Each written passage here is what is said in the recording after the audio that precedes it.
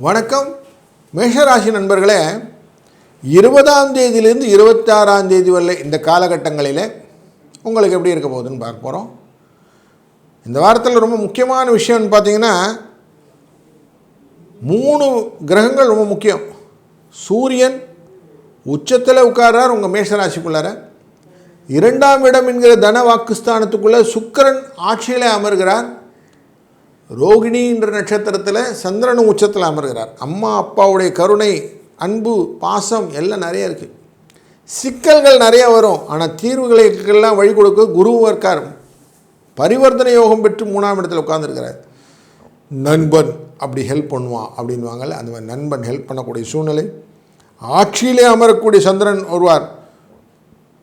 மண்மனை வாகனங்களில் நல்ல முன்னேற்றங்கள், குழந்தைகள் வழியில் நல்ல எதிர்பார்த்த வழியில் நல்ல லாபங்கள், இப்படின்னு நல்ல பலன்களை ஒருங்கை கொண்டு வரக்கூடிய நல்ல வாரம் இது. 7, 6 என்ற அதிர்ஷ்ட எண்ணை பயன்படுத்துவதும் இந்த வாரத்திலே துர்க்கையை வழிபடுவதும் சிறந்தது.